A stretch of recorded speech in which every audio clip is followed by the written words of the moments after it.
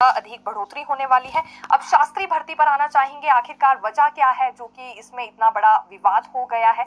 ये देखिए, पहले कुछ एक संगठन यहाँ सामने आए थे, हालांकि ये शास्त्री अभ्यर्थी ही थे जिन्होंने शास्त्री डिग्री हासिल की हुई है। उनका ये मानना था कि जो संशोधन इनकी भर्ती पॉलिसी में किया गया है वो बिल्कुल गलत है, बीएड को इसमें पात्रता नहीं दी जानी चाहिए, इसके अतिरिक्त जो संस्कृत एमए है वो भी इसके लिए पात्र नहीं है। लेकिन अब दूसरी ओर ये संगठन सामने आ गए हैं जिसमें बीएड पास अभ्यर्थी हैं और दूसरी ओर संस्कृत एमए वाले छात्र भी हैं। इन्होंने पहले तो इस डिसीजन को अप्रिशिएट किया है कि जो कि भर्ती पॉलिसी में संशोधन हुआ है ये जरूरी है, होना चाहिए था, क्योंकि एनसीटीई के आदेशों को फॉलो करना जरूरी है, यह हवाला इनकी ओर से दिया जा रहा है।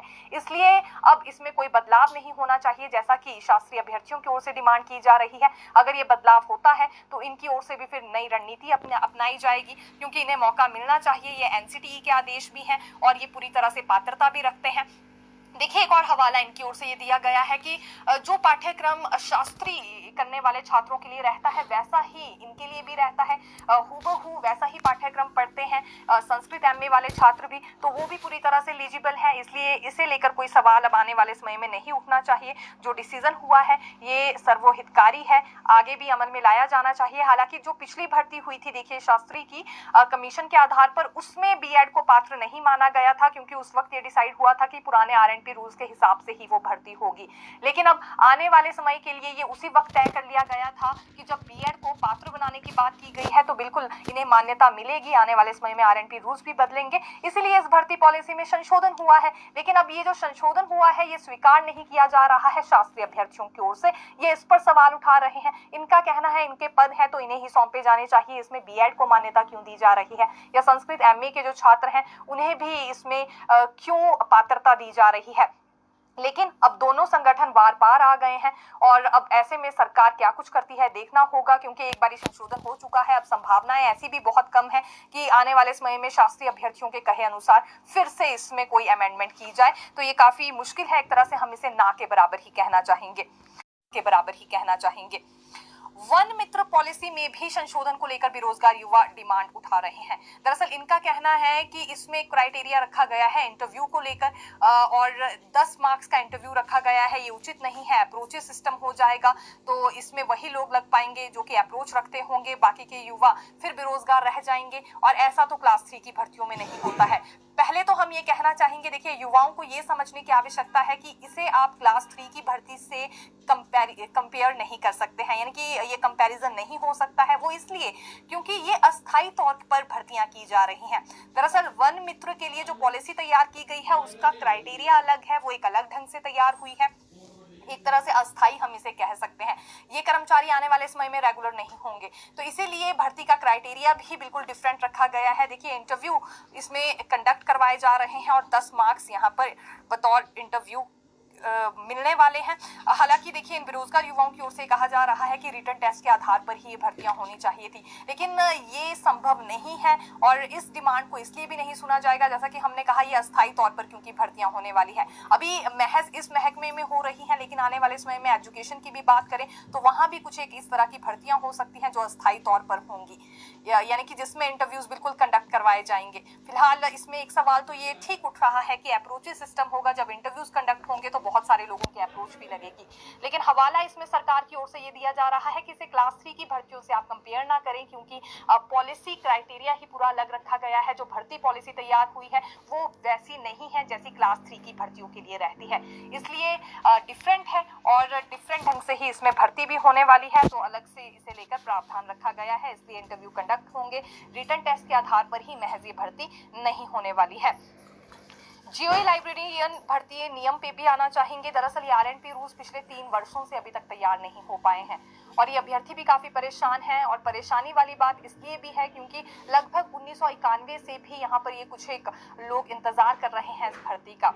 जब 2020 में 771 असिस्टेंट लाइब्रेरियन के पदों को जीओई लाइब्रेरियन के पदों में तब्दील कर दिया गया था, तो इनकी उम्मीदें बन गई थी कि शायद अब ये भर्ती प्रक्रिया जल्दी पूरी होगी, क्योंकि 2009 से लेकर ये पद नहीं भरे गए थे और उसके बाद 2021 में ही 235 पदों को भरने पर स्वीकृति भी प्रदान की गई थी।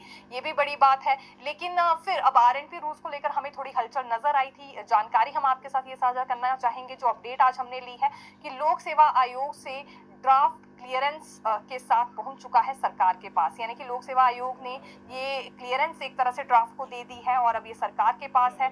फाइनल मंजूरी इस पर सरकार की ही मिलनी है। कुछ अभ्यर्थियों की ओर से इसमें आरोप ये लगाया जा रहा है कि जमा 2 में 50% अंक इसमें अनिवार्य किए गए हैं, लेकिन इस बात को लेकर अभी अधिकारी कुछ नहीं कह रहे हैं। उसके देखिए 2 बड़े कारण हैं। एक तो ये कि अभी तक ये सरकार की ओर से ही इस ड्राफ्ट को मंजूरी नहीं मिली है, यानी कि आरएनपी रूल्स तो तभी स्पष्ट हो पाएंगे जब सरकार की ओर से इस ड्राफ्ट को मंजूरी मिल जाएगी। दूसरी बड़ी बात कि जब तक किसी भी ड्राफ्ट को मंजूरी नहीं मिलती है उसके आरएनपी रूल्स को पहले डिस्क्लोज किया भी नहीं जा सकता है। लेकिन हाँ, इतना जरूर है कि अगर ये 50% अंकों की शर्त इसमें रखी गई होगी तो बहुत सारे लोग इसमें ऐसे होंगे जो रह भी सकते हैं, क्योंकि इन्हीं लोगों की ओर से ये हवाले दिए जा रहे हैं कि 50% अंक भी इनके जमा 2 में नहीं है।